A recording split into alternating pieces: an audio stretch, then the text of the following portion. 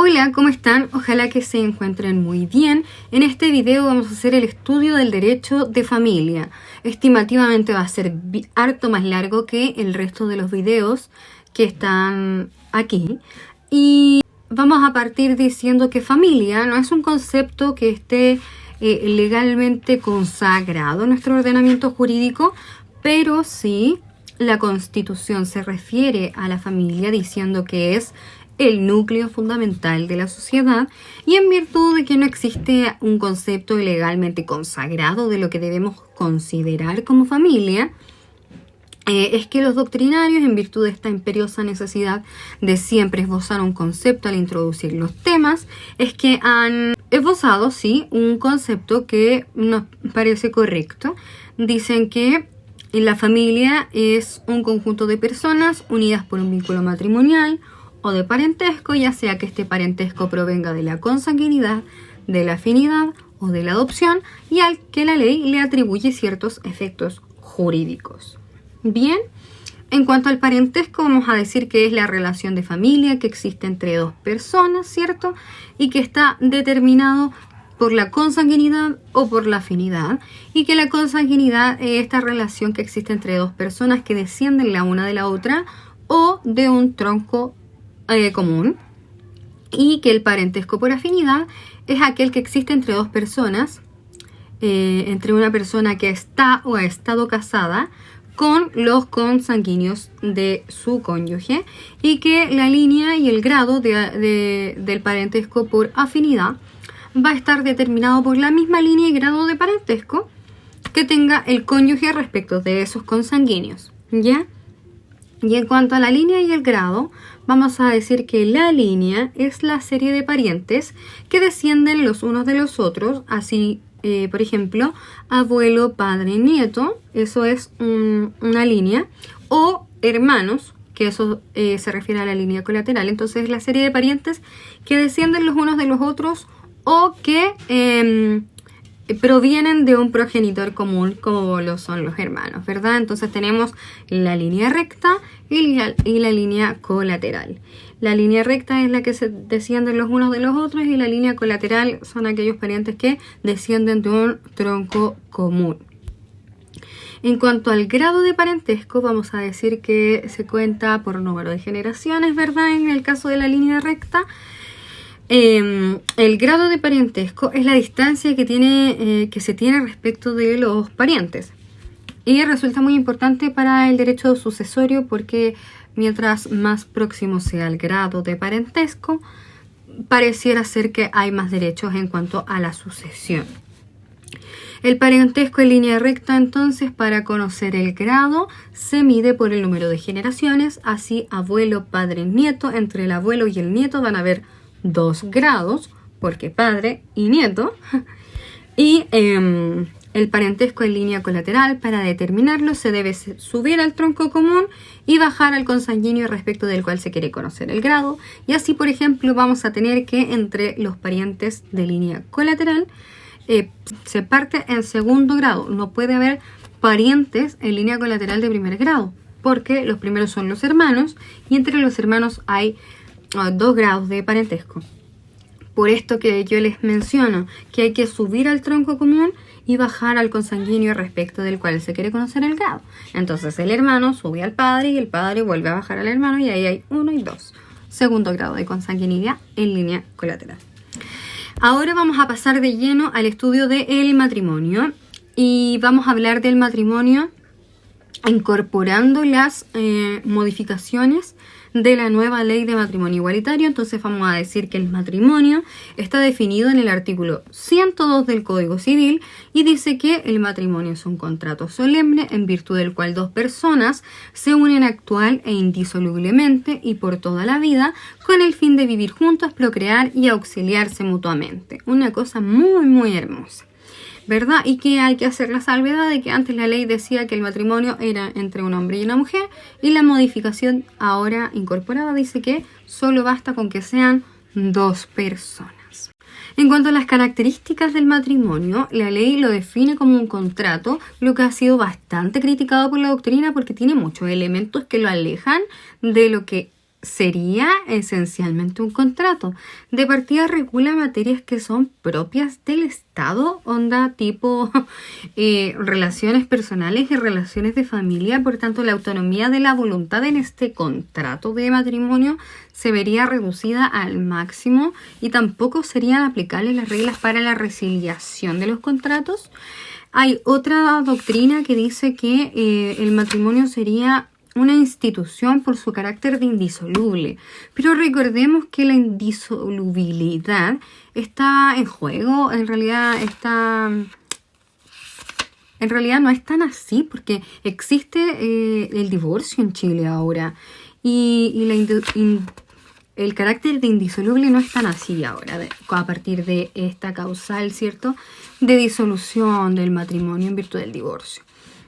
Y la teoría más aceptada doctrinariamente sería la de que el matrimonio es un acto del Estado porque lo declara, ¿verdad?, un oficial del registro civil en conformidad al poder que le ha entregado al Estado de Chile para declarar cónyuges a los contrayentes del matrimonio, pues. Otra característica es que sí, el matrimonio es solemne porque debe cumplir con ciertas formalidades prescritas para su existencia y su validez. También tenemos que el concepto nos dice que es actual e indisoluble. Respecto de la indisolubilidad, ya dijimos que no es tan así, que existe el divorcio, pero respecto de la actualidad, porque dice que se unen actual e indisolublemente, se refiere a que el matrimonio no puede estar supeditado a modalidades suspensivas. A eso se refiere, para su nacimiento, digamos.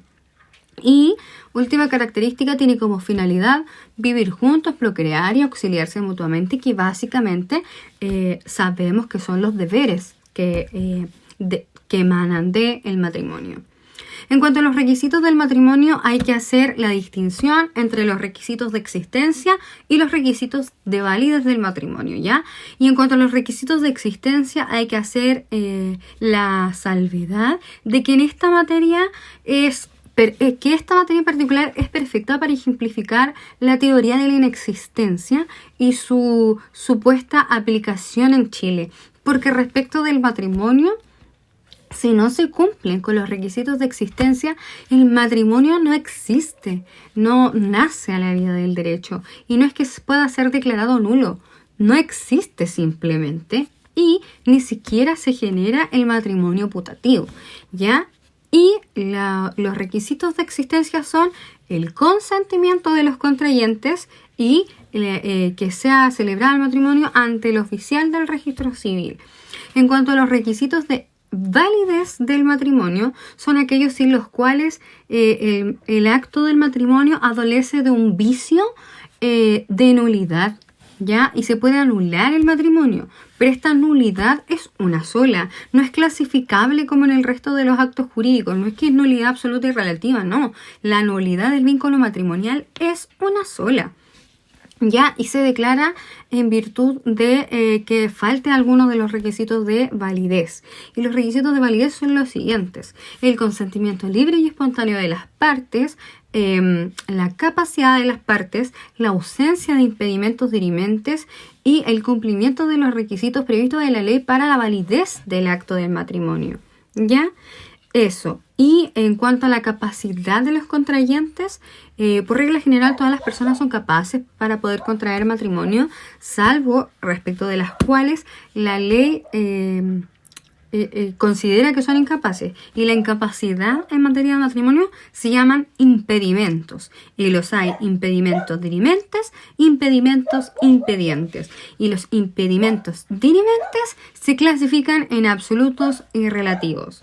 Y los impedimentos impedientes son 3 casos en particular: el consentimiento necesario de ciertas personas que deben prestar su ascenso para que tales personas puedan contraer matrimonio, el impedimento de segundas nupcias y el impedimento de guardas. Y todo esto lo vamos a pasar a analizar ahora mismo.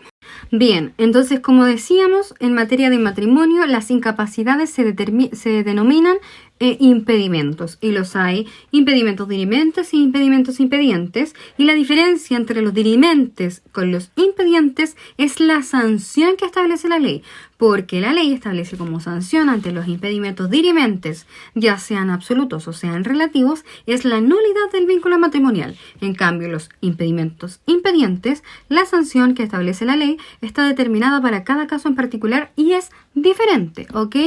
Ya, entonces, los impedimentos dirimentes absolutos son aquellas prohibiciones que establece la ley respecto de personas que no pueden contraer vínculo matrimonial con nadie, y se refieren a las personas ligadas por un vínculo matrimonial no disuelto, los menores de 16 años, porque la plena capacidad en materia matrimonial se adquiere a los 16 años, los que se hallan privados de razón y los que por trastorno o anomalía psíquica fehacientemente diagnosticada sean incapaces de modo absoluto para llevar a cabo la comunidad de vida que significa el matrimonio.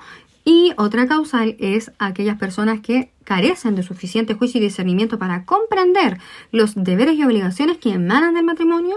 Y la última causal dice relación con aquellas personas que no pueden darse a entender claramente, ya sea de manera oral, escrita o por medio del lenguaje de señas, ¿ya?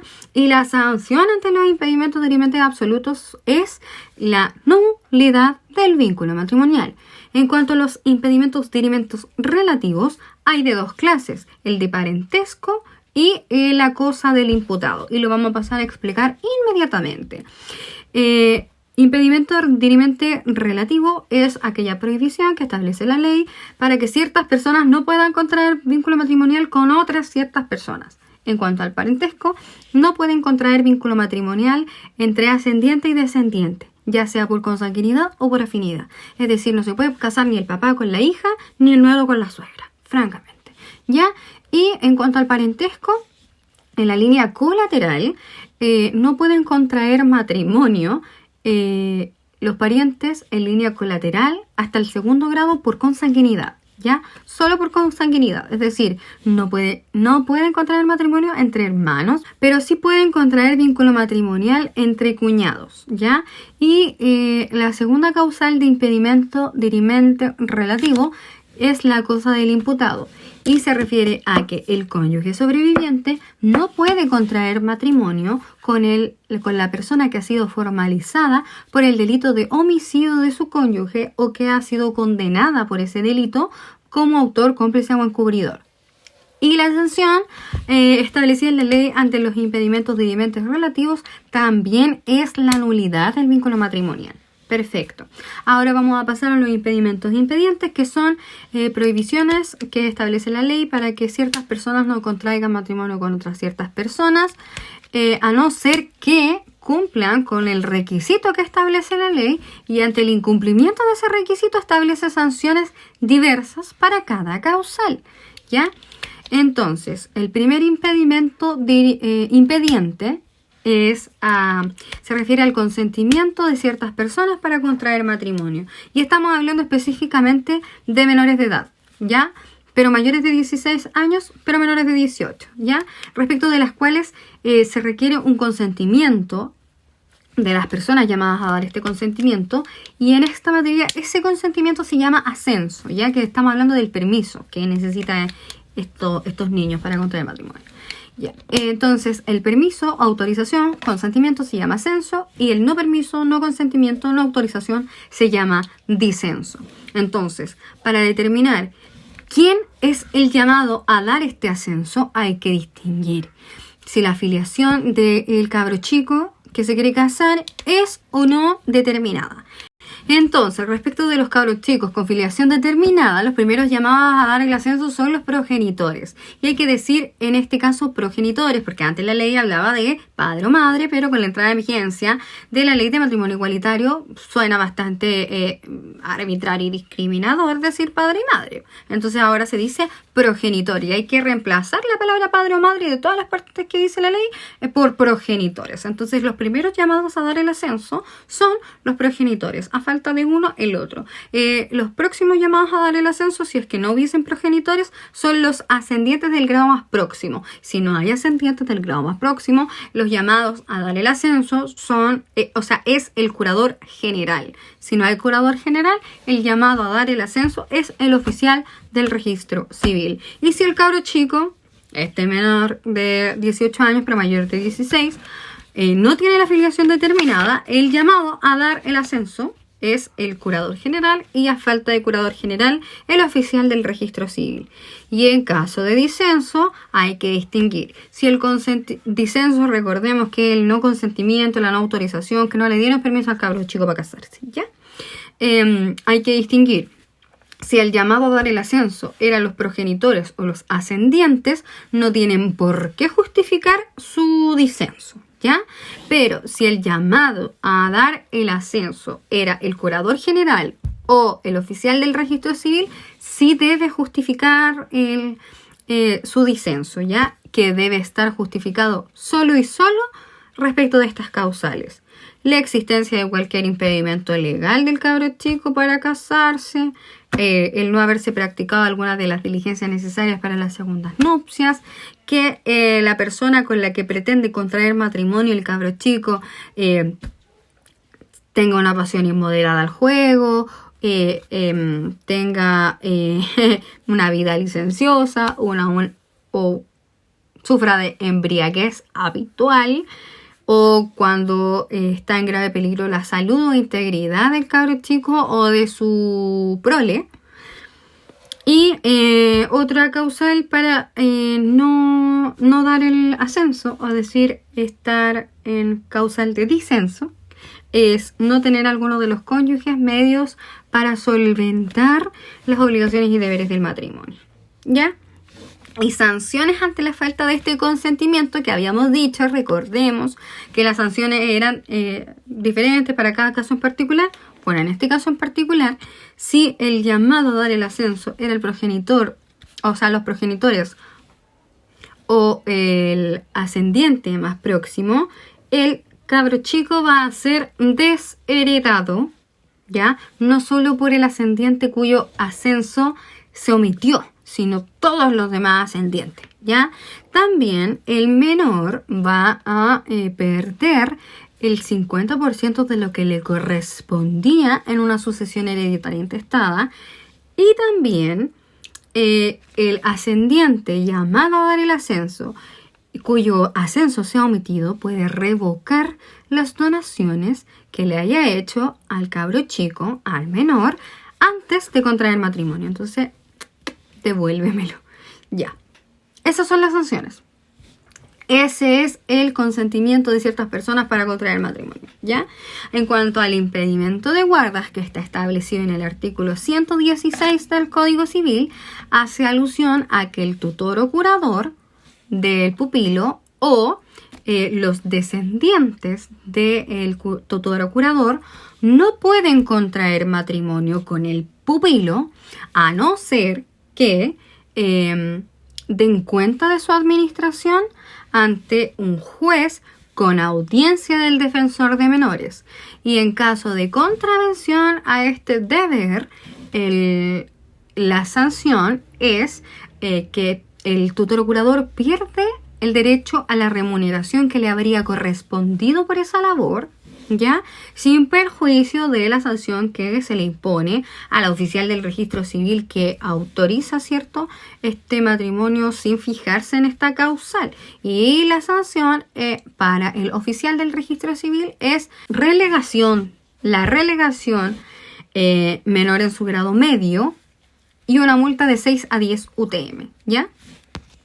Y respecto al tercer impedimento impediente, que se refiere al impedimento de segundas nupcias, vamos a decir que se trata de que un cónyuge que tiene bajo su patria potestad, bajo su tutela, bajo su curaduría a algún hijo o más de un hijo provenientes del vínculo matrimonial anterior, para volver a contraer nupcias, debe previamente realizar un inventario solemne acerca de los bienes que administra el hijo, ya sea que el hijo tenga esos bienes en calidad de heredero o cualquier otro título, y se le va a nombrar a este hijo a un curador especial para la confección de ese inventario solemne.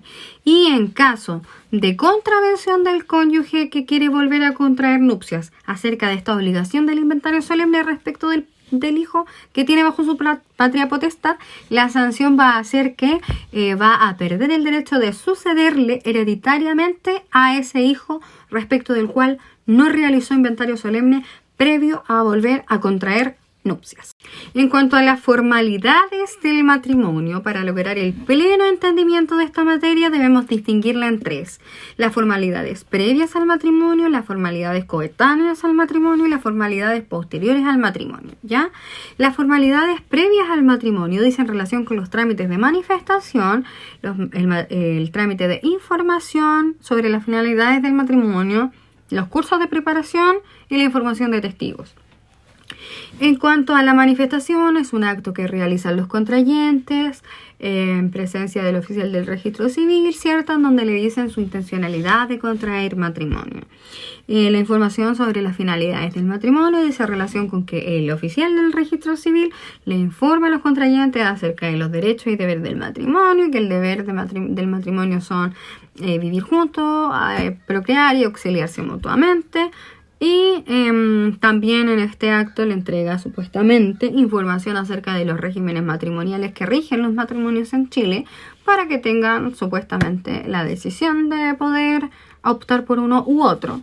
Ya también tenemos el trámite de los cursos de preparación para el matrimonio, que pueden ser impartidos por entidades religiosas que buscan promover la libertad y la seriedad, ¿verdad?, del matrimonio. Y la información de testigo, que es un trámite de comprobación mediante el cual los testigos informan que a los contrayentes no les afecta ninguna imposibilidad o prohibición para poder contraer matrimonio. En cuanto a las formalidades coetáneas al matrimonio, tenemos que debe ser celebrado ante un funcionario competente, que específicamente es un oficial del registro civil, y que debe ser ante testigos hábiles, ¿cierto? Y las inhabilidades para ser testigos son las siguientes: no pueden ser testigos de matrimonio los menores de 18 años, los que se hallaren bajo interdicción por demencia, los que se hallaren actualmente privados de razón, los que hubieran sido condenados por pena aflictiva y los que por sentencia ejecutoriada estuvieran inhabilitados para ser testigos, y los que no entendieran el idioma castellano o aquellos que estuvieran incapacitados para darse a entender claramente. Y en cuanto a las ritualidades del matrimonio, que es otra formalidad coetánea al matrimonio, tenemos que el oficial del registro civil, ¿cierto?, va a celebrar esta ceremonia, y en primer lugar va a dar lectura al artículo 14, referido a que los testigos manifiesten que a los contrayentes no les afecta ninguna incapacidad, ¿verdad? Luego va a dar lectura del artículo 132, 133 y 134, referido a los deberes del matrimonio y en la necesidad del consentimiento libre y espontáneo.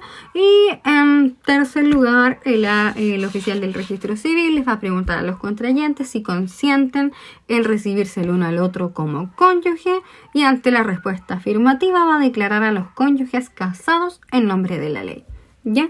Y en cuanto a las formalidades posteriores, luego del matrimonio, inmediatamente después, el oficial del registro civil va a proceder a levantar un acta que va a firmar él, va a hacer que firmen los testigos y va a hacer que firmen los contrayentes si quisieran y pudieran hacerlo, ¿cierto?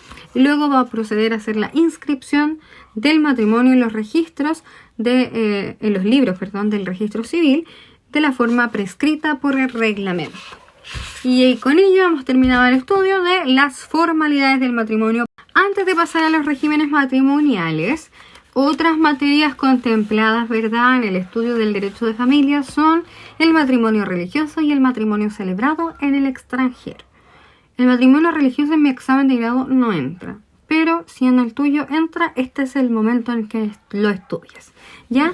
El matrimonio celebrado extranjero se aplican las normas del artículo 80 y siguientes de la Ley de Matrimonio Civil, y dice que en cuanto a los requisitos de forma y fondo, el matrimonio celebrado en el extranjero debe regirse por la ley del país en donde se celebró, pero que para producir efectos en Chile se debe cumplir igualmente con las solemnidades de los, o sea, con que no se tengan impedimentos dirimente, con el consentimiento para contraer matrimonio que debe ser libre y espontáneo, y que el matrimonio celebrado en el extranjero no contravenga el derecho público chileno, ¿ok? Bien. Dijimos que en cuanto a los requisitos de forma y fondo, van a regirse por los que establezca la ley extranjera, ¿verdad? Y que en Chile ese matrimonio se va a mirar como si se hubiese celebrado bajo el régimen de separación de bienes, ¿ya? Pero hay que hacer una distinción entre matrimonios entre parejas del mismo sexo y parejas de diferente sexo. Respecto a parejas del mismo sexo, si se casan, si contraen matrimonio en el extranjero, se van a mirar como separados de bienes, y si quieren que tenga efectos ese matrimonio en Chile, deben ratificarlo acá. Y si nada expresan acerca del régimen matrimonial que rija su matrimonio, se van a mirar como separados de bienes. Pero si quisieran que rija otro régimen, solo podrán optar por el régimen de participación en los gananciales, ¿ok? En cambio, cuando las parejas que contraen matrimonio en el extranjero son de diferente sexo, es decir, hombre con mujer, se van a mirar en Chile, en caso de querer ratificar el matrimonio, como separados de bienes también, pero ellos, al momento de ratificar su matrimonio acá en Chile, podrán optar por el régimen de o participación en los gananciales o sociedad conyugal, ¿ya? Esto de la sociedad conyugal no es una opción para los matrimonios del mismo sexo, y no es por un tema de discriminación arbitraria ni nada, sino que porque se supone que la sociedad conyugal está establecida en nuestro ordenamiento jurídico para resguardar los bienes de la mujer. Respecto del marido como jefe de la sociedad conyugal, entonces si son matrimonios del mismo sexo no tendría sentido que rija una sociedad conyugal. Ahora vamos a pasar a estudiar los regímenes matrimoniales dentro del derecho chileno, que se refiere a los regímenes de bienes que rigen en nuestro ordenamiento jurídico. En primer término está la sociedad conyugal, también está el régimen de participación en los gananciales y el régimen de separación de bienes. El primero que vamos a ver va a ser el de la sociedad conyugal. Acá no vamos a ver la participación en los gananciales porque no entra en mi examen de grado. Y la separación de bienes. Entonces, la sociedad conyugal es una sociedad de bienes que se forma entre los cónyuges bajo la modalidad de comunidad restringida respecto de inmuebles y gananciales por el solo hecho de contraer matrimonio y a falta de estipulación en contrario. En cuanto a la naturaleza jurídica de la sociedad conyugal, es muy discutida. Algunos postulan que puede ser una sociedad, otros postulan que es una persona jurídica, otros postulan que es una comunidad, pero la tesis más aceptada es que la sociedad conyugal es una institución sui generis, que significa que es única en su especie. Respecto de los que postulan que la sociedad conyugal es una sociedad, hay muchos argumentos en contra de esta teoría, porque en los contratos, ¿cierto? O sea, en las sociedades comunes y corrientes, todos los socios administran con iguales facultades, salvo estipulación en contrario, cuando en realidad la sociedad conyugal no la administra nunca, a no ser este caso excepcional. La mujer no tiene pito que tocar en cuanto a la administración, así que no administran los socios en iguales condiciones, ¿ya? En la sociedad conyugal también la mujer puede renunciar anticipadamente a los gananciales de la sociedad conyugal, cosa que no puede ocurrir respecto de las sociedades comunes y corrientes, en donde es un elemento de la esencia la participación en los gananciales. De hecho, sin ellos no hay sociedad. Las sociedades no pueden pactarse a título universal, como lo es la sociedad conyugal, en donde entra o contiene todo el patrimonio social de los ambos cónyuges. Y la sociedad no nace como la generalidad de las sociedades, sino que nace en virtud de de un mandato legal y por el solo hecho del matrimonio a falta de estipulación en contrario. En cuanto a los que postulan que la sociedad conyugal es una persona jurídica, se dice que la sociedad conyugal no constituye una persona distinta de los socios individualmente considerados. De hecho, se confunde, por regla general, el patrimonio social con el patrimonio del marido, ¿ya? Los terceros no ven más que al marido, de manera que con él contratan, y él es quien se obliga respecto de todos los bienes, ¿ya? Y los que postulan que la sociedad es una comunidad, tampoco es aceptada esta tesis porque no existen dos titulares que tengan un mismo derecho sobre la cosa común. Se niega expresamente, de hecho, a la mujer todo derecho sobre los bienes sociales mientras dure la sociedad conyugal. Y ante terceros, el marido es el único dueño de los bienes sociales. Así que existe comunidad, pero la comunidad se forma una vez disuelta la sociedad conyugal. Así que tampoco sería muy aceptada la teoría de la comunidad. Y esta teoría que es más aceptada, la de que es una institución sui generis, única en su especie, porque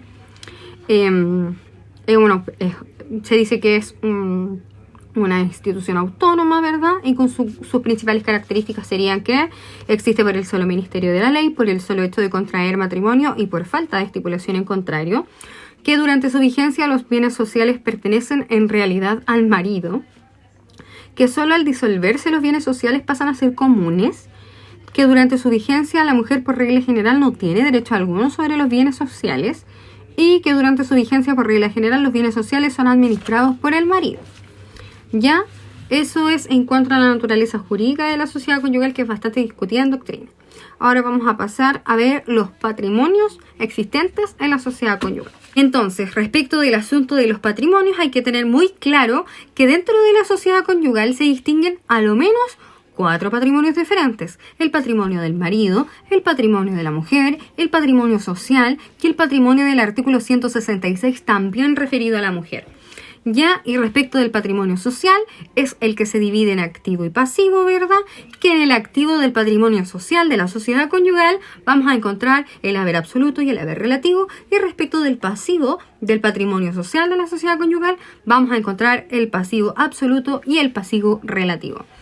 Y ahora vamos a pasar a estudiar específicamente el patrimonio social activo, es decir, a lo referido al haber absoluto y el haber relativo. Perfecto.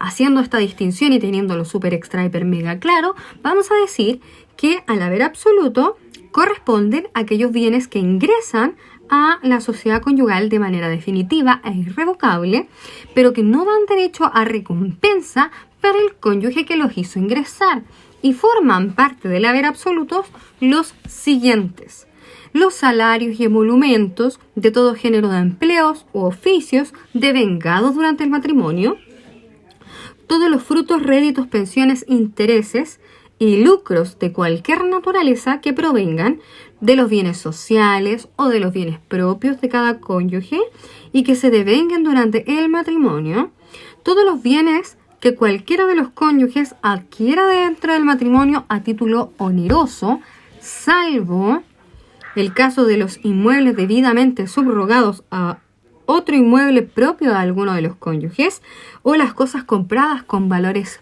propios destinados a ello en las capitulaciones matrimoniales, y todo aumento material que hace acrecer cualquier especie de cada uno de los cónyuges, formando un mismo cuerpo con ella, ¿ya? Por aluvión, edificación, plantación o cualquier otra causa. Ya también forma parte del haber absoluto el tema del tesoro, ya el caso del tesoro, y también forma parte del haber absoluto las minas denunciadas por uno o ambos cónyuges. Bien, eso es el haber absoluto de la sociedad conyugal. El haber relativo se dice que está formado por aquellos bienes que ingresan a la sociedad conyugal, pero respecto de los cuales la sociedad adeuda a quien los aporta, al cónyuge que los aporta, una recompensa que se hará efectiva al momento de la disolución de la sociedad conyugal. Los dineros que cualquiera de los cónyuges aportara al matrimonio durante la vigencia de la sociedad conyugal, las cosas fungibles y especies muebles que aportaran los cónyuges durante la sociedad conyugal, la donación remuneratoria en caso de bienes muebles, en los casos en que el servicio prestado no hubiere dado acción en contra de la persona servida, los bienes muebles adquiridos a título oneroso durante la sociedad conyugal, cuando la causa o título de adquisición sea anterior a ella, porque acuérdense que todos los bienes, muebles o inmuebles que se adquieran a título oneroso entrarían al haber relativo, o sea, al haber absoluto. Pero en este caso hay bienes muebles que van adquiridos a título oneroso que van a dar derecho a recompensa, es decir, que van a entrar al haber relativo, porque específicamente tienen una causa o título anterior a la sociedad conyugal, ¿ya? Y el último caso es que es la parte del tesoro que pertenece al dueño del terreno, o algo así. Es que no me queda muy claro qué parte del tesoro corresponde a cada haber, pero hay que tener en cuenta que hay un numeral que hace referencia a la cosa del tesoro, ¿ya? Ahora vamos a pasar a conocer qué es esto de las recompensas. El haber relativo da derecho a recompensa, ok, lo tenemos clarísimo, pero ¿qué es una recompensa? Una recompensa es aquella que tiene por objeto restituir al cónyuge cuyos bienes ingresaron a la sociedad conyugal el valor de dichos bienes o dineros cuando ellos no integran el haber absoluto. Así, por ejemplo, el dinero que cada cónyuge tiene al momento de celebrarse el matrimonio debe ser recompensado al cónyuge que lo aportó. Eso es el patrimonio activo de la sociedad conyugal. Lo vimos, lo entendemos. Sabemos que el haber absoluto no da derecho a recompensa, que el haber relativo sí da derecho a recompensa y que esa recompensa solo es exigible al momento de disolverse la sociedad conyugal. Ahora vamos a pasar al estudio del haber propio de cada cónyuge, que se refiere al patrimonio específico del marido, el patrimonio de la mujer, ¿ya? Y son aquellos bienes que permanecen en el patrimonio personal de cada cónyuge y nada se relacionan con los haberes ni absolutos ni relativos ni al patrimonio social, nada tiene que ver con eso, ya quedan en el patrimonio personal de cada cónyuge y se refieren a los siguientes bienes: a los bienes inmuebles adquiridos antes de la sociedad conyugal, a los bienes adquiridos a título gratuito durante la vigencia de la sociedad conyugal, porque recordemos que los inmuebles a título oneroso pasan directamente al haber absoluto. Los gratuitos adquiridos durante la vigencia de la sociedad conyugal no, se quedan en el haber propio de cada cónyuge, ¿ya? Los inmuebles debidamente subrogados, los muebles excluidos de la comunidad, específicamente en las capitulaciones matrimoniales, las recompensas que se le deben a cada cónyuge también forman parte del haber propio, los frutos de una liberalidad con la condición expresa de que no entren a la sociedad conyugal, y los aumentos y mejoras de los bienes propios ya señalados. Ahora vamos a hacer el estudio del patrimonio social pasivo, que se refiere al pasivo absoluto y al pasivo relativo. El pasivo absoluto está compuesto por, esto lo voy a leer francamente, las pensiones o intereses que corren contra la sociedad o contra los cónyuges y que se devenguen durante la sociedad conyugal, las deudas y obligaciones contraídas durante el matrimonio por el marido y la mujer con la autorización del marido o la justicia en subsidio, con tal de que no fueren personales de ella, el gasto de toda fianza o hipoteca o prenda constituida por el marido, las cargas y reparaciones usufructuarias de aquellos bienes sociales o de los cónyuges, siempre que se hayan devengado o ejecutado durante la sociedad conyugal, los gastos de mantenimiento, educación y establecimiento de los descendientes comunes, las cargas de familia, el pago de la cantidad que la mujer se reserve en las capitulaciones matrimoniales para disponer de ella a su arbitrio, siempre que en las capitulaciones matrimoniales no se haya impuesto expresamente al marido. El pasivo relativo se refiere a las obligaciones contraídas por los cónyuges antes del matrimonio. Las obligaciones derivadas de un título, o sea, de un delito o cuasi delito cometido por el marido o la mujer durante la sociedad conyugal. Y las obligaciones contraídas durante la sociedad que ceden en utilidad o provecho del interés a alguno de los cónyuges. Ahora vamos a estudiar el patrimonio reservado de la mujer casada en sociedad conyugal. Y para entender esto lo voy a explicar en términos humanos sencillos y entendibles, ¿ya? Miren. Una mujer que realiza una actividad que se establece como oficio, profesión, empleo, filo, trabaja en una actividad separada del marido, el sueldo que ella reciba, la platita que ella reciba, fruto de su trabajo, profesión, empleo, oficio, igual entra al haber social, ¿ya? O sea, al patrimonio social de la sociedad conyugal, ¿cierto? Y son dineros que ella aporta, ¿verdad? Pero como el marido es el administrador de la sociedad conyugal, en teoría el marido le administraría la plata a la mujer. Lo cual sería francamente una aberración. Porque ¿cómo? Ya. ¿Cómo? Ya. Entonces la ley prevé esta situación y dice no. Entonces, respecto de la platita que genere esta mujer por una profesión o oficio separados del marido, vamos a considerarla como separada de bienes para que la administre ella. Pero al momento de la disolución de la sociedad conyugal, igual entra esta platita al patrimonio que se reparte. ¿Ya? Pero la mujer va a tener una opción de poder renunciar a los gananciales y así ella se queda con su patrimonio reservado, que es el dinero que ella generó durante la sociedad conyugal. Pero pierde el derecho de los gananciales de la sociedad conyugal, ¿cierto? Entonces va a tener que elegir. A eso se refiere el patrimonio reservado de la mujer casada en sociedad conyugal. Dicho esto, voy a pasar a leer lo que yo ya había escrito, que es básicamente lo mismo que dije, y dice que los bienes de la sociedad conyugal, sea que entren al haber absoluto, al haber relativo o permanezcan en el haber propio de cada cónyuge, van a ser administrados siempre por el marido, porque la ley lo faculta como administrador de la sociedad conyugal. Entonces, en teoría, la mujer no podría disponer de nada. Sin embargo, ante la aberración que eso significaría, la ley otorga a la mujer casada bajo el régimen de sociedad conyugal algo llamado patrimonio reservado, y que consiste en que toda esa platita que reciba la mujer en virtud de su trabajo remunerado va a ser administrado exclusivamente por ella, lo que no obsta a que se siga considerando social ese ingreso, ¿ya? ¿Es social? Sí, categóricamente, pero excepcionalmente lo va a administrar ella como si fuera separada de bienes, pero solo respecto de lo que ella genere con el fruto de su trabajo remunerado separada del marido. Ya. Entonces, el artículo 150 dice que la mujer casada de cualquier edad podrá dedicarse libremente al ejercicio de un empleo, profesión o industria. La mujer casada que se desempeña en algún empleo o que ejerza una profesión o oficio o industria separada de su marido se considerará separada de bienes respecto del ejercicio de ese empleo, profesión o industria y de lo que en ellos obtenga. No obstante cualquier estipulación en contrario, pero si fuera menor de 18 años necesitará la autorización judicial con conocimiento de causa para enajenar y gravar los bienes raíces. ¿Ya? Entonces, un día se nos va a presentar un problema. El día en que haya que disolver la sociedad conyugal. Porque claro, pues cuando se termina la sociedad conyugal, la mujer en teoría tendría derecho al 50% de los gananciales de la sociedad conyugal en caso de que hubiese excedente, porque nadie te asegura a ti que el marido administre bien.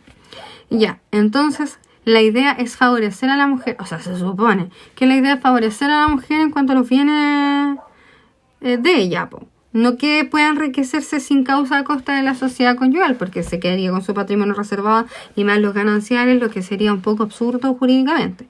Entonces, cuando llegue el momento de la disolución de la sociedad conyugal, ella va a tener la opción de elegir entre quedarse con su patrimonio reservado o aceptar los gananciales. Entonces, renuncia a los gananciales o los acepta, dependiendo de qué le convenga más.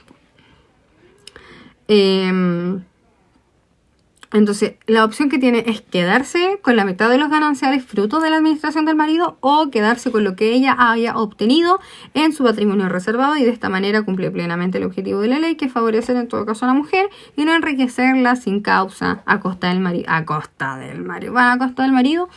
Todo esto según lo hemos visto. Eso es el patrimonio reservado de la mujer casada en sociedad conyugal. Ahora vamos a hablar del patrimonio del santo artículo 166, que se refiere a todos aquellos casos en que a la mujer se le dejara una herencia, legado o se le hiciera una donación, pero con la condición de que las cosas donadas, heredadas o legadas no queden bajo la administración del marido en la sociedad conyugal.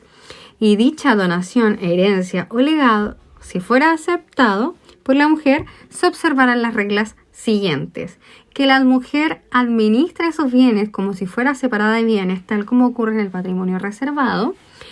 Y los acreedores no pueden perseguir este patrimonio, salvo que la contratación haya cedido en utilidad de ella o la familia, y a ella le van a pertenecer los frutos de las cosas que administra y todo lo que con ellos adquiera, pero disuelta la sociedad conyugal se aplicarán dichos frutos y adquisiciones a las reglas del artículo 150, lo que quiere decir que entran a la repartición social y que solamente tiene independencia en cuanto a la administración de esos bienes.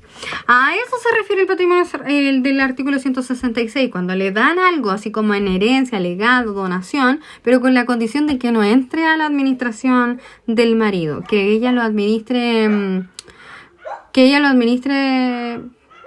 por sí misma, ¿cierto? Y que respecto de estos bienes, que son heredados, legados o donados, se mire como separada de bienes, y que genera estos efectos de que la mujer los administra con sus facultades propias, ¿cierto? Como si fuera separada de bienes, y que los acreedores no pueden perseguir este patrimonio salvo que el crédito haya cedido a favor de ella o la familia, y que igual le van a pertenecer a la mujer los frutos y todo lo que se obtenga de la cosa donada, heredada o legada, pero que disuelta la sociedad conyugal igual entra a haber social que se reparte. Eso.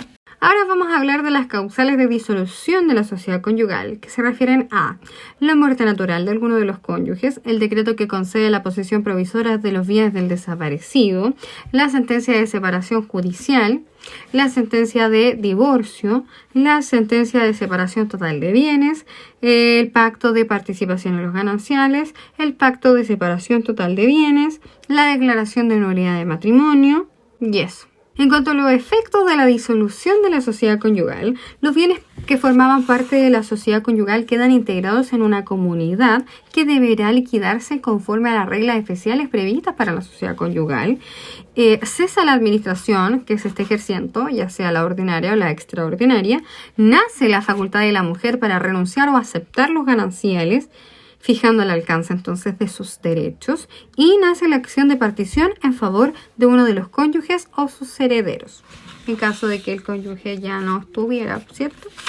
Respecto al derecho que nace para la mujer de aceptar o rechazar los gananciales, vamos a hablar de la renuncia de los gananciales en particular, ¿ya? El efecto de la renuncia de los gananciales de la mujer o sus herederos provoca que la mujer o sus herederos pierdan el derecho a los bienes que comprenden los gananciales de la sociedad conyugal. Los bienes sociales se confunden con el patrimonio del marido, aún respecto de la mujer. Los efectos de la renuncia operan retroactivamente, es decir, que se considera que el marido siempre ha sido dueño de los bienes sociales, ¿ya? La mujer no responde de las deudas sociales, todas las cuales van a ser exclusivamente responsabilidad del marido, y en el evento en que la mujer hubiere pagado alguna de las deudas, el marido le deberá restituir ese pago. La mujer conserva la responsabilidad por sus deudas personales, sí, sea que ellas se hayan contraído antes o durante el matrimonio, y si el marido las ha pagado, tiene derecho a que la mujer lo recompense. Y la mujer, a pesar de la renuncia, conserva su derecho a la recompensa que le corresponde en virtud de los bienes aportados a la sociedad conyugal en cuanto al haber relativo, ¿ya? Va a conservar las recompensas. Y por efecto de la renuncia de la mujer a los gananciales, permanecen en su dominio pleno los bienes que conforman su patrimonio reservado y los frutos del patrimonio reservado.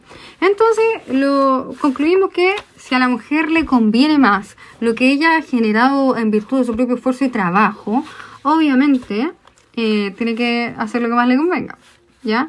Pero si la mujer, por ejemplo, no se dedicó a un trabajo remunerado y solamente se dedicó, ¿cierto?, a la vida hogareña, ya al cuidado de los hijos, y se esmeró y esforzó tanto y todo el show, claro, pues no le corresponde, no le convendría renunciar a los gananciales, pero si se dedicó, si creció profesionalmente, o si conjunto con el cuidado de los hijos igual creció profesionalmente, lo que suele pasar y es muy posible, claro que le convendría renunciar a los gananciales, ¿ya?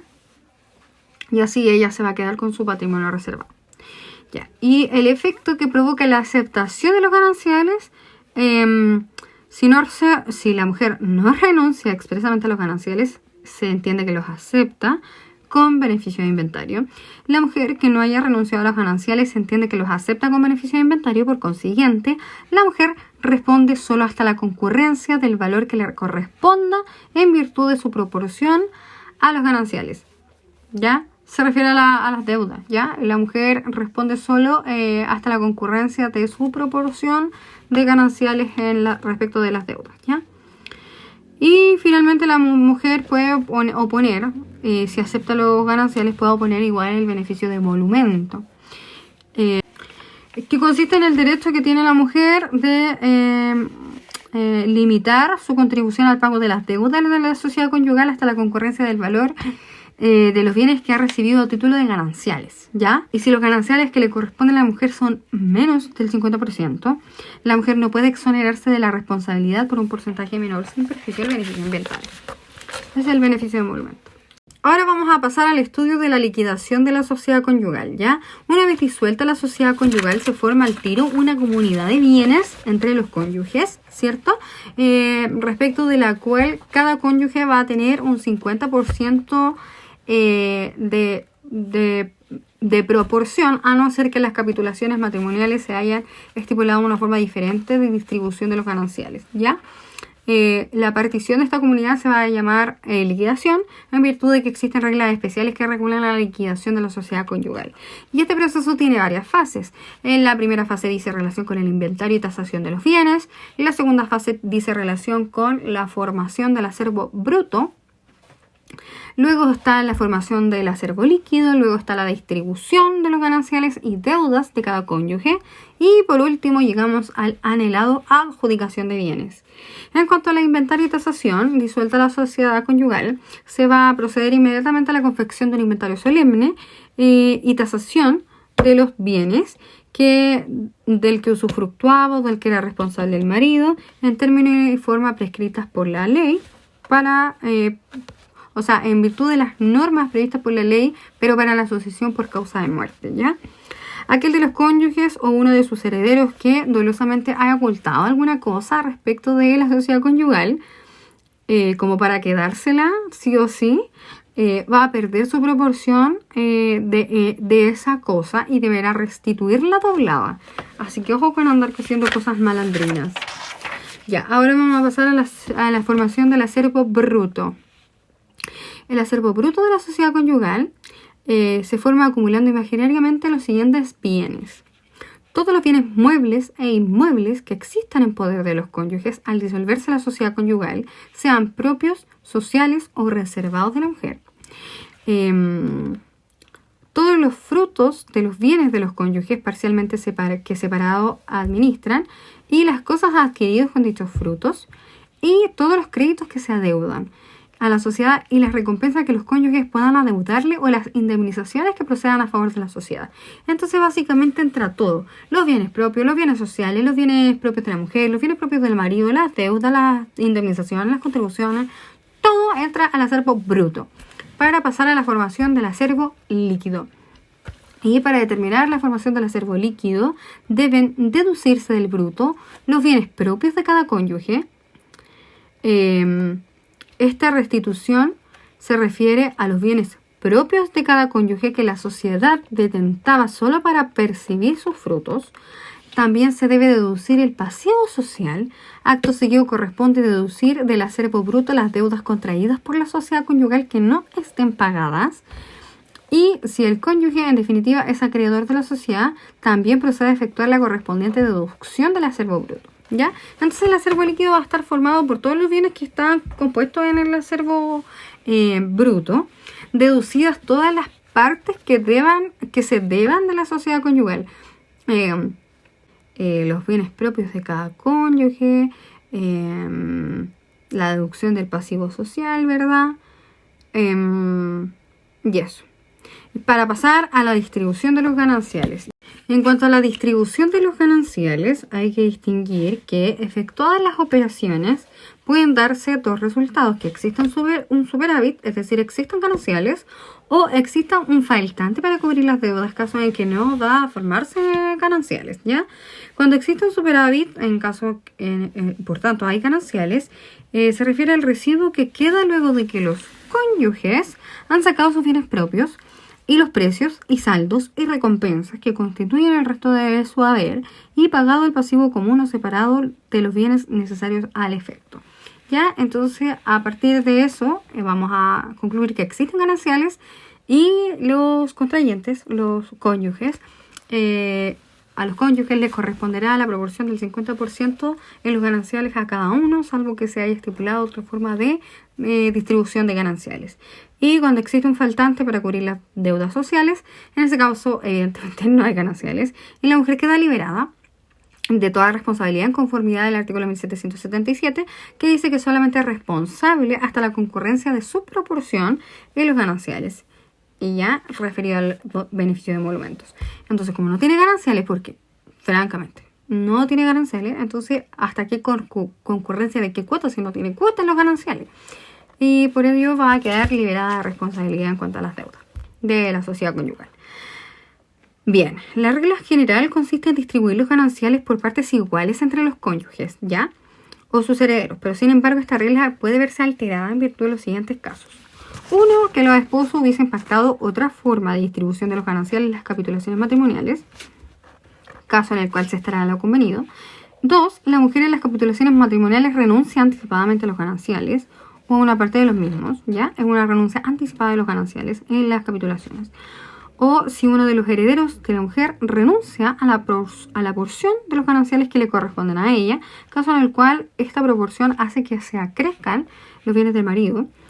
Y si la mujer y el marido han convenido de consumar una administración distinta a la establecida en la ley una vez disuelta la sociedad conyugal.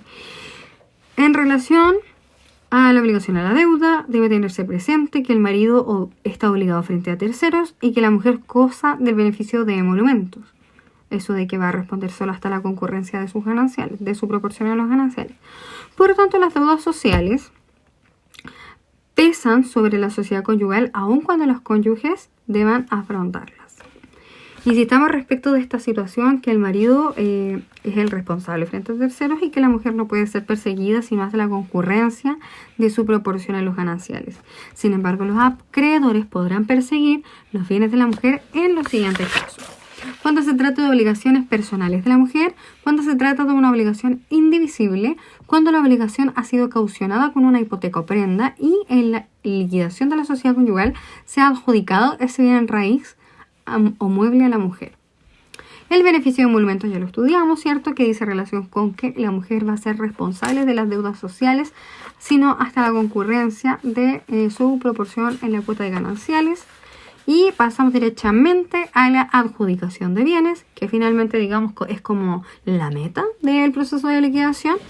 Y así el derecho cuotativo que tenían los cónyuges acerca de los gananciales se transforma, es reemplazada por el bien o bienes adjudicados a dicho cónyuge. Estas adjudicaciones tienen un efecto declarativo consagrado en el artículo 1334, entendiéndose que el cónyuge adjudicatario ha sido dueño exclusivo del bien desde su adquisición por la sociedad conyugal. Es decir, tiene efecto retroactivo en cuanto a su adquisición.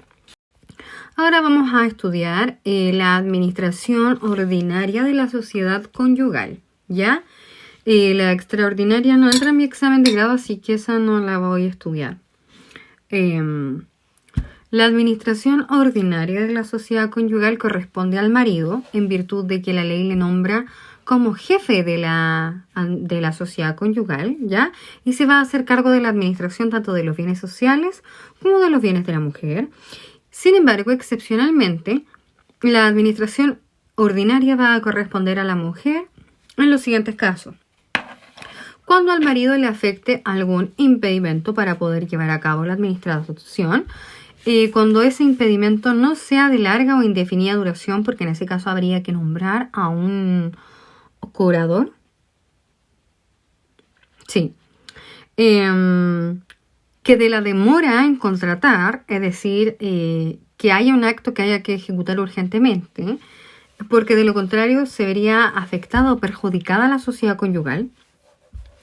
Que el juez autorice a la mujer para realizar ese determinado acto y que se trate de celebrar por la mujer un acto que haya sido autorizado por el juez, ¿ya?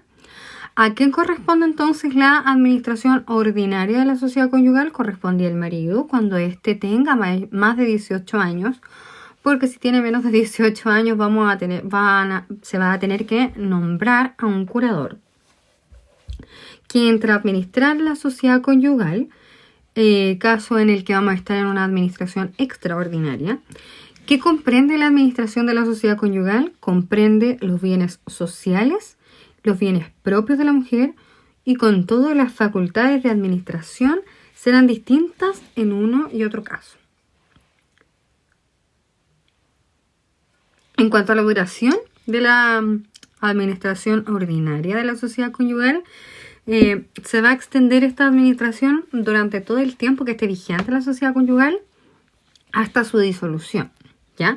Salvo que afecte al marido en algún momento del transcurso de la vigencia de la sociedad conyugal, algún impedimento como interdicción o larga ausencia, o que el marido se vea afecto a un procedimiento concursal. Y en ese caso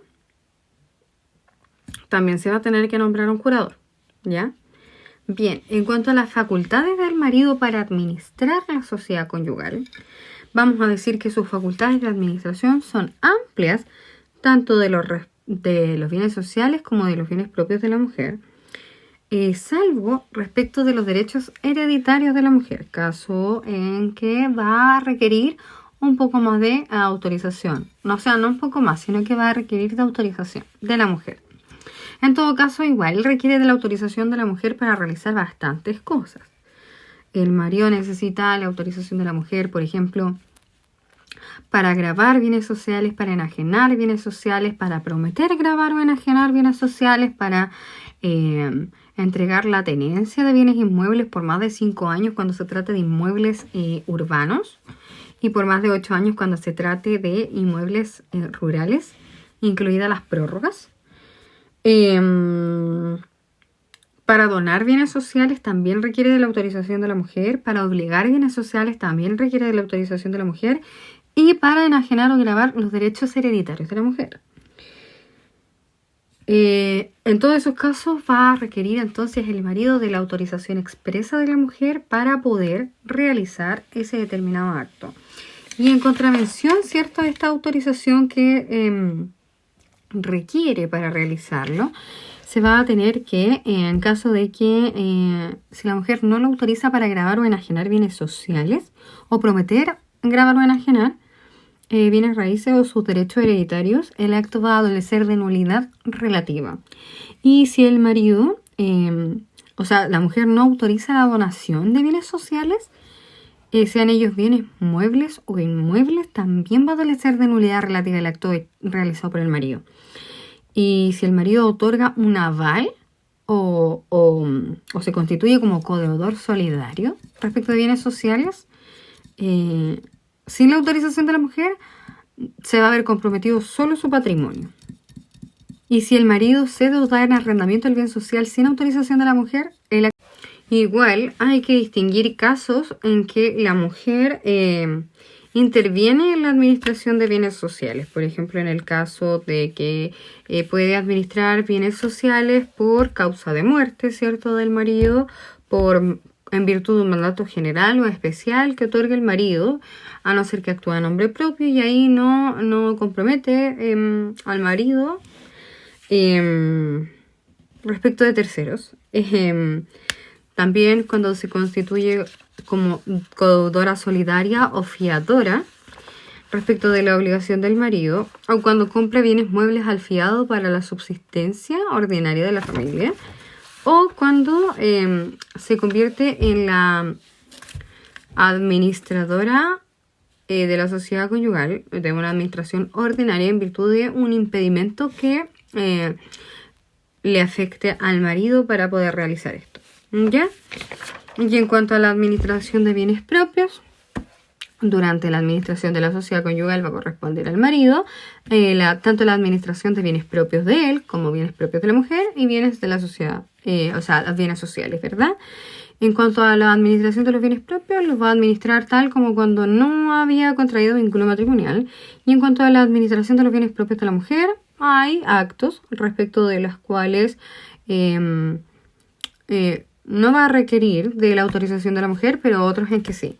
¿Ya? Y ya nombramos los casos en que sí va a requerir de autorización de la mujer para realizar determinados actos. Entonces, por sí solo va a poder realizar todos aquellos actos que digan relación con mera administración, con recibir pagos y dar en arriendo bienes raíces, siempre que no superen los 5 u 8 años respectivamente para bienes urbanos y rurales.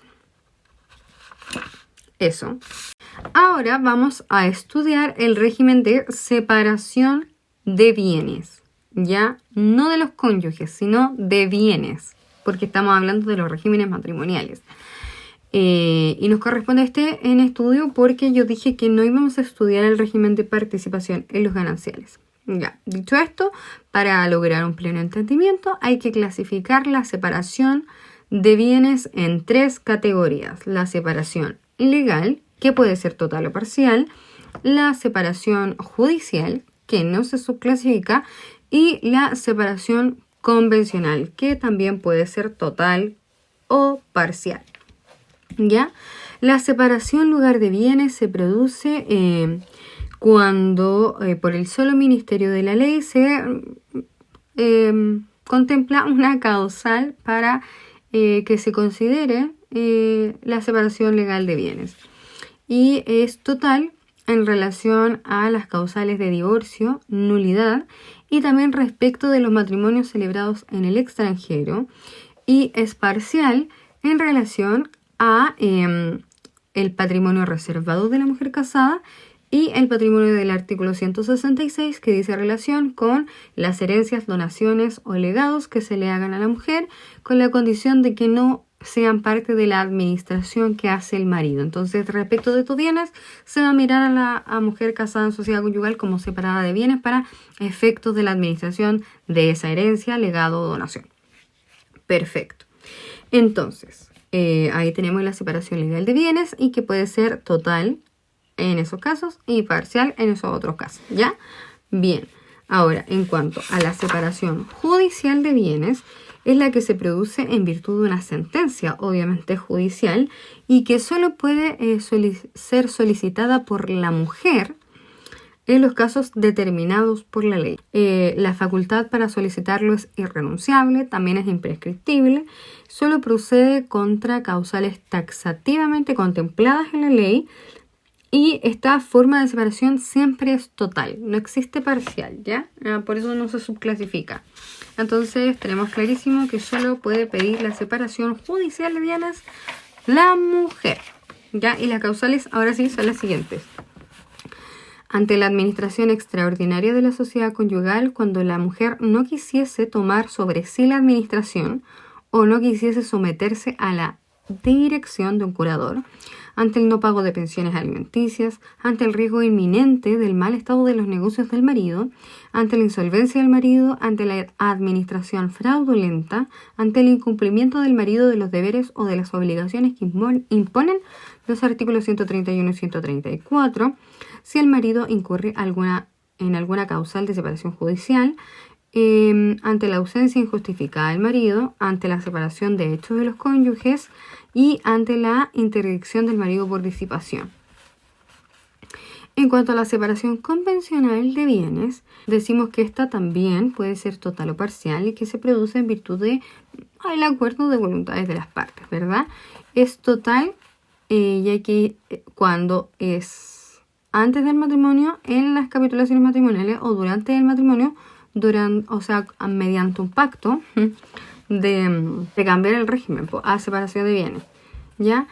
Y se refiere a antes del matrimonio, que en las capitulaciones matrimoniales se puede optar por un régimen matrimonial diferente al de sociedad conyugal, pero hay que expresarlo, ¿verdad? Si nada se dice, se entiende casadas las personas bajo sociedad conyugal respecto a parejas de diferentes sexos, ¿ya? Y puede ser parcial también la separación convencional de bienes antes de matrimonio en las capitulaciones matrimoniales, cuando se estipula que la mujer dispondrá libremente de una suma de dinero o una pensión periódica.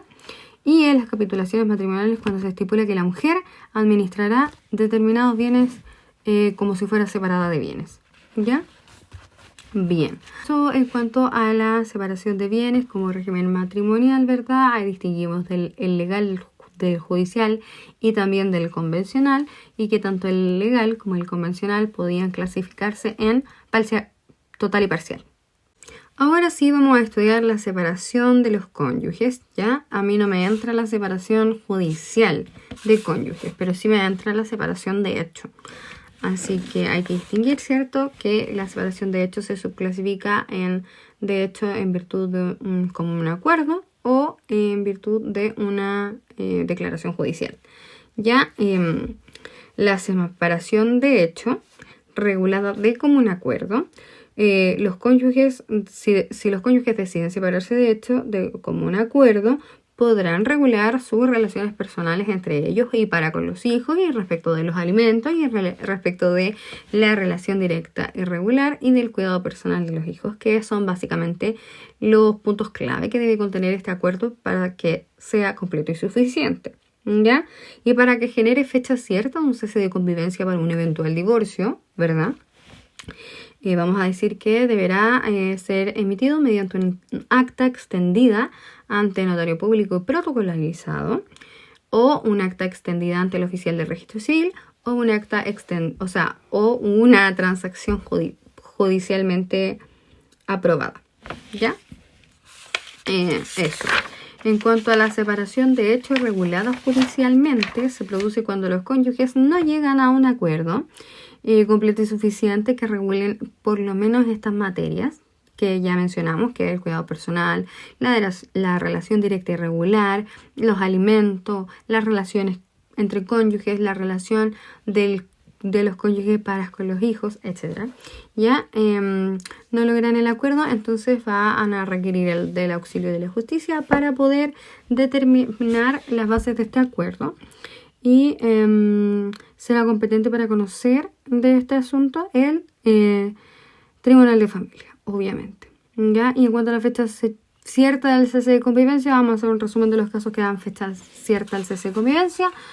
1. Cuando el acuerdo de los cónyuges conste por escrito en alguno de los instrumentos contemplados en el artículo 22 del Código Civil o de la Ley de Matrimonio Civil.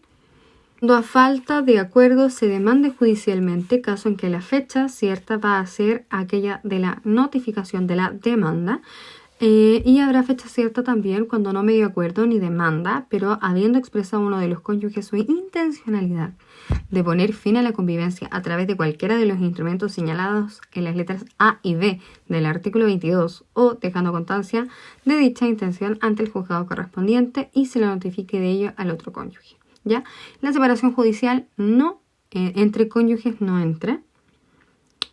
Y vamos a hablar entonces de la reconciliación o de la reanudación de la vida en común, que puede producirse en 2 oportunidades mientras se tramita el juicio de separación, caso en que debería bastar dejar constancia de este hecho en el expediente, solicitando al tribunal el archivo de los antecedentes, y con ello se pondrá término al procedimiento. Y el segundo momento, la segunda oportunidad, es cuando ya hay sentencia, supuesto en el que será necesaria una nueva sentencia a petición de ambos cónyuges para que se revoque la sentencia de separación, que para que esta nueva sentencia sea oponible a terceros requiere de la subinscripción al margen de la inscripción matrimonial. Y en cuanto a la extinción del matrimonio, tenemos que se extingue por muerte de alguno de los cónyuges, por muerte presunta de alguno de los cónyuges, por la declaración de nulidad o por la sentencia de divorcio, ¿ya? Eso. Y ahora vamos a pasar de lleno al estudio del divorcio y luego a la compensación económica. El divorcio no está definido en la Ley de Matrimonio Civil y el artículo 53 se limita a señalar que el divorcio pone fin al vínculo matrimonial sin afectar la filiación que ya se encuentre determinado ni a los derechos y obligaciones que de la filiación emanan. Pero podríamos definirlo como la causal de término de un matrimonio válidamente celebrado por algún hecho acaecido con posterioridad a su celebración que declara el juez a petición de ambos cónyuges y cumpliendo previamente los requisitos que lo autorizan. Y existen dos tipos de divorcio, el divorcio sanción y el divorcio remedio, en donde el divorcio sanción es aquel que está concebido como una pena para el cónyuge culpable de una conducta que lesiona gravemente la vida familiar, y el divorcio remedio está concebido como la solución a una crisis proveniente de una ruptura definitiva de la armonía conyugal cuando la convivencia de la pareja se torna intolerable, ¿ya? El divorcio sanción tiene causales taxativas, pero también tiene una causal genérica, y el divorcio remedio puede ser por mutuo consentimiento o puede ser unilateral. El divorcio sanción, como ya se anticipaba, proviene de una conducta imputable a uno de los cónyuges y que tiene causales taxativas, pero también una genérica. La causal genérica se relaciona con que corresponde a una falta imputable al otro que constituye una violación grave de los deberes y obligaciones que les impone el matrimonio o de los deberes y obligaciones para con los hijos y que torne intolerable la vida en común, ¿ya? Las causales específicas, que por cierto son súper extra hiper mega dramáticas, se refieren a el atentado contra la vida o los malos tratamientos graves en contra de la integridad psíquica o física del cónyuge o alguno de los hijos, la transgresión grave y reiterada de los deberes de convivencia, socorro y fidelidad propios del matrimonio, el abandono continuo o reiterado del lugar común es una transgresión grave de los deberes del matrimonio, condena ejecutoriada por comisión de algún delito, simple delito o crimen en contra del orden de la familia, contra la moralidad pública o contra las personas. Antes se consideraba que la conducta homosexual era una causal para solicitar el divorcio. Ya no, con la entrada en vigencia de la Ley de Matrimonio Igualitario. Una quinta causal dice relación con el alcoholismo o drogadicción que constituya un impedimento grave para la convivencia armoniosa entre los cónyuges o entre estos y los hijos. El sexto numeral dice la tentativa de prostituir al cónyuge o los hijos. Y el 7 es el entre otros casos, ¿cierto? Que se refiere a la causal genérica, que es una falta imputable al cónyuge, que torna intolerable la vida en común. Yeah. El divorcio remedio, como ya se señaló, está contemplado como una solución a la intolerabilidad de la vida en común de los cónyuges y puede ser de mutuo acuerdo o unilateral. En cuanto al divorcio de mutuo acuerdo, es aquel que se solicita por ambos cónyuges acreditando que ha cesado la convivencia entre ellos durante un lapso mayor a 1 año y acompañado de un acuerdo regulatorio que debe ser completo y suficiente de sus relaciones mutuas y para con los hijos, que resguarde el interés superior de los hijos procurando aminorar el menoscabo económico que pudo causar la ruptura y establezca relaciones equitativas hacia el futuro entre los cónyuges cuyo divorcio se solicita. Y los requisitos son los siguientes. 1, que los cónyuges lo soliciten de común acuerdo. 2, que los cónyuges acrediten que ha cesado la convivencia por a lo menos 1 año. Y 3, que acompañen un acuerdo completo y suficiente en el que establezcan las bases para la relación entre ellos y para con los hijos. El divorcio unilateral por cese de convivencia es aquel que solicita solo uno de los cónyuges, acreditando un cese de convivencia de al menos 3 años, salvo que el juez acredite que el demandante, durante el transcurso de esos 3 años, no ha dado cumplimiento a su obligación de alimento respecto del cónyuge demandado y de los hijos comunes pudiendo hacerlo. Los requisitos para que opere el divorcio unilateral por cese de convivencia son los siguientes. El transcurso de al menos 3 años contados a partir de la fecha cierta del cese de convivencia, que solo una de las partes lo solicite, ¿cierto? Que el demandante no haya incumplido reiteradamente su obligación de alimentos para con el cónyuge ni para con los hijos en caso de poder hacerlo. Tiene que ser un incumplimiento reiterado. Ya. Cómputo del plazo para el cese de convivencia. Acá hay que distinguir entre antes del 18 de noviembre del 2004 y después del 18 de noviembre del 2004. Porque para todos aquellos matrimonios celebrados antes del 18 de noviembre del 2004, se puede probar el cese de convivencia en virtud de cualquier medio de prueba, documental, incluso testimonial, ¿ya? Para que el juez se forme fecha, o sea, convicción de la fecha cierta del cese de convivencia. En cambio, después del año 2004, solo se puede probar mediante un acuerdo escrito entre los cónyuges que contará como fecha cierta del cese de convivencia siempre que se haya expresado que en alguno de los siguientes documentos, que es escritura pública o acta extendida ante el notario público protocolizada, acta extendida ante un oficial del registro civil o mediante una transacción aprobada judicialmente. Ya, si no hay acuerdo escrito entre los cónyuges, esta podrá deducirse de los siguientes actos realizados por uno solo de los cónyuges.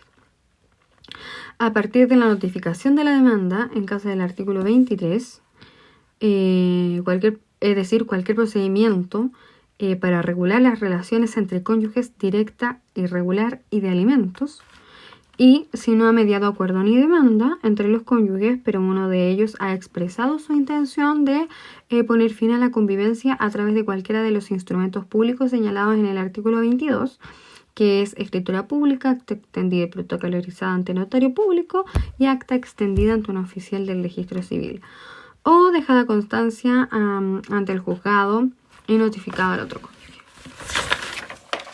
Efectos del divorcio. Hay que distinguir entre los efectos entre las partes y el efecto respecto de terceros, entre los cónyuges, no las partes, ¿verdad?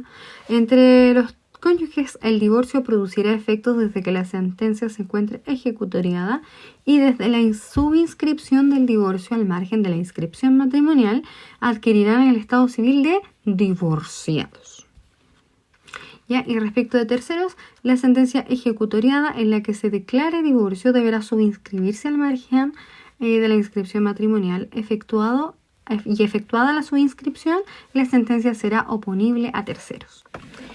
Eso en cuanto al divorcio. Ahora vamos a pasar al estudio de la compensación económica, que dice ser el derecho que asiste al cónyuge más débil, y la ley dice que, entre paréntesis, normalmente la mujer, para que se le compense el menoscabo económico que producido el divorcio o la nulidad experimenta por no haber podido desarrollar durante el matrimonio una actividad remunerada o lucrativa, o lo ha hecho pero en menor medida de lo que podía y quería, por haberse dedicado al cuidado de los hijos o a las labores propias del hogar.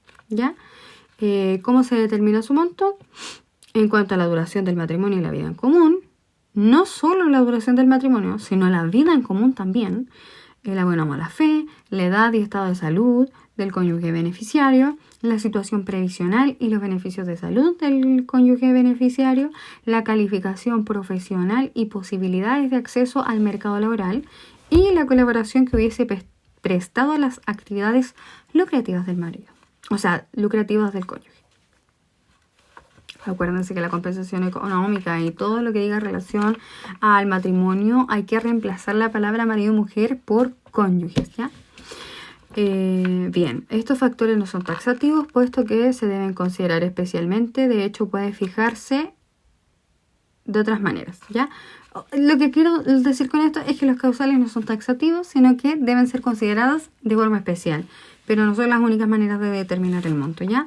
Pueden fijarlo las partes, para lo cual los cónyuges deben ser mayores de edad, mediante un acuerdo que constará en escritura pública, con un acta de avenimiento, en las cuales las partes se someterán a la aprobación del tribunal. Y fijación judicial a falta de acuerdo, pues si no hay acuerdo se fija judicialmente, para lo cual el tribunal debe informar a los cónyuges sobre la posibilidad de demandar la compensación durante la audiencia preparatoria. Bueno, y la oportunidad para demandar la compensación económica se puede solicitar en la demanda de divorcio o nulidad, o en el escrito complementario de estas acciones, o mediante la reconvención, ¿ya? Y la forma de pago, en la misma sentencia el juez deberá señalar la forma de pago, para lo cual podrá establecer las siguientes modalidades: si dispone de la entrega de dinero, acciones u otros bienes, se establece que puedan ser en una o varias cuotas reajustables, debiendo el tribunal adoptar las seguridades para su pago. O también se puede constituir un derecho de uso, habitación o usufructo respecto de bienes que sean propiedad del cónyuge deudor. Y si el deudor no tuviere bienes suficientes para solucionar el monto de la compensación económica mediante las modalidades señaladas, el juez puede dividirlo en cuantas cuotas fuera necesario, para lo cual tomará en consideración la capacidad económica del cónyuge deudor y expresará el valor de cada cuota en alguna unidad reajustable. Y con esto hemos terminado el estudio del derecho de familia. Solo faltaría la afiliación. Y eso.